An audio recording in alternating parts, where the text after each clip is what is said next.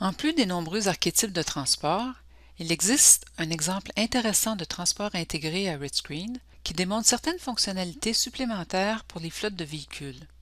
Cet exemple est accessible à partir de la page d'accueil via l'élément Transport sous la colonne Type d'installation Exemple. L'installation prise en exemple possède une flotte de véhicules routiers. L'analyse examine la possibilité d'appliquer plusieurs mesures pour réduire la consommation de combustible et les émissions de GES. Sur la feuille de calcul énergie, la page Électricité et combustible fournit les prix d'une large gamme de carburants de transport, y compris l'essence, le diesel et l'éthanol E85, un mélange essence-éthanol contenant 51 à 83 % d'éthanol selon la géographie et la saison, et utilisable dans certains véhicules dits polycarburants. L'électricité, qui peut être utilisée dans les véhicules électriques, est également incluse. Dans les deux premières comparaisons, le cas de référence est une Honda Civic.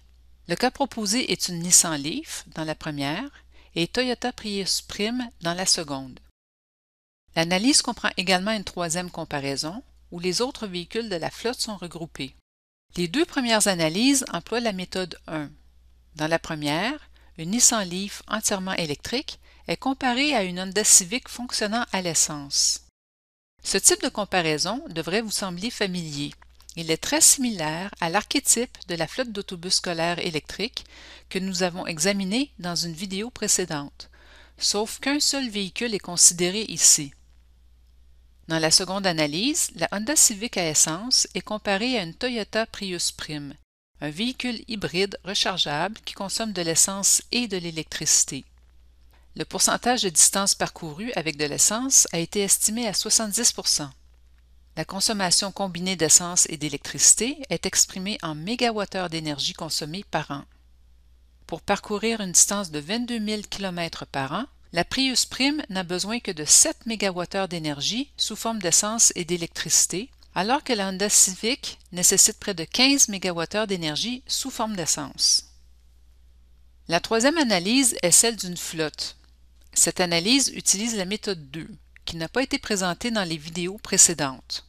La méthode 2 permet de regrouper plusieurs véhicules de types différents au sein d'une même flotte.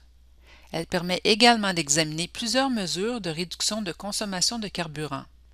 Plusieurs stratégies sont employées pour chaque groupe de véhicules. Dans certains cas, un véhicule existant est remplacé par un nouveau véhicule plus économe en carburant ou par un nouveau véhicule utilisant un carburant différent. Et dans tous les cas, la distance annuelle parcourue peut être réduite, ce qui reflète une politique organisationnelle imposant le covoiturage pour les déplacements liés au travail lorsque cela est possible. Examinons-les tour à tour. Dans la première comparaison de la liste, nous étudions la possibilité de remplacer 5 voitures existantes par des voitures plus économes en carburant. Dans le cas de référence et le cas proposé, de l'essence est consommée, mais le véhicule hybride proposé a un rendement énergétique nettement supérieur, 4,4 litres par 100 km pour la Toyota Prius contre 8,7 litres par 100 km pour la Ford Fusion. Notez que les cellules de rendement sont bleues, ce qui indique que RedScreen peut fournir des valeurs d'une base de données pour ces cellules. La base de données des produits s'ouvre en cliquant sur l'icône Sac à provision. Pour chaque fabricant, année de modèle et modèle de véhicule, la base de données fournit des informations sur la catégorie de véhicule, le moteur, la transmission, le combustible et le rendement énergétique. Ce rendement peut être copié dans la cellule bleue à l'aide du bouton « Coller les données ». L'icône de la base de données, dans la cellule bleue, signifie que la valeur du rendement énergétique est la valeur non altérée de la base de données. Dans l'exemple illustré, il existe d'autres différences entre le cas de référence et le cas proposé. Grâce à une politique organisationnelle exigeant le covoiturage pour les déplacements liés au travail lorsque cela est possible, chaque voiture parcourt 1500 km de moins par an que dans le cas proposé. De plus, le surcoût d'achat de la Prius est légèrement inférieur à 5 000 $ par véhicule, ce qui se traduit par un surcoût à l'investissement de 24 485 $ pour les 5 véhicules. Dans les deux comparaisons suivantes, les véhicules analysés sont des camionnettes. Dans le premier cas, les camionnettes fonctionnent à l'essence, dans le cas de référence, mais au diesel, dans le cas proposé. Dans le second cas, le carburant est de l'essence dans le cas de référence et dans le cas proposé, mais les camionnettes du cas proposé sont plus économes en carburant. La quatrième comparaison concerne des véhicules utilitaires sport. Cet exemple est très similaire à ceux impliquant des camionnettes ou à celui impliquant des voitures. On choisit un véhicule plus économe en carburant et la politique de covoiturage a pour effet de réduire la distance parcourue. La dernière comparaison concerne des fourgonnettes identiques mais alimentées par des carburants différents.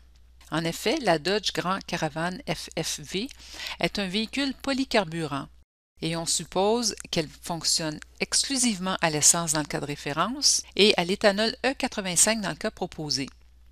Le choix du carburant affecte l'efficacité et la base de données tient compte de ce choix de carburant.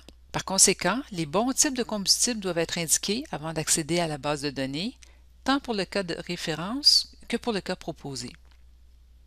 Il est à noter que dans cette comparaison, le surcoût du cas proposé est de 0, puisque les mêmes véhicules sont utilisés dans le cas de référence et dans le cas proposé. Si nous souhaitons inclure d'autres véhicules dans cette flotte, nous pouvons cliquer sur l'icône Sync Plus. De même, nous pouvons supprimer des véhicules de la flotte en cliquant sur l'icône du signe moins.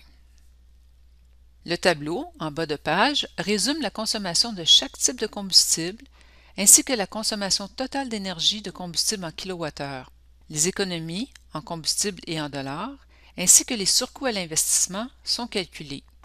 Ces chiffres sont repris dans le tableau Inclure la mesure, ce qui permet d'estimer la période de retour simple pour l'ensemble des véhicules de la flotte proposée par rapport à l'ensemble des véhicules de la flotte du cas de référence. Ce retour simple est d'un peu plus de 7 ans. Notez que cet exemple de projet comprend un total de 119 véhicules. En lien avec la première ligne du tableau, il y aura soit une Nissan Leaf, soit, si la case « Inclure la mesure » n'est pas cochée, une Honda Civic. En lien avec la deuxième ligne du tableau, il y aura soit une Toyota Prius Prime, soit une Honda Civic. Et puis, il y aura aussi les 117 véhicules de la flotte de l'exemple. Si nous décochons la case « Inclure la mesure » pour cette ligne, les 117 véhicules seront ceux associés au cas de référence plutôt qu'au cas proposé.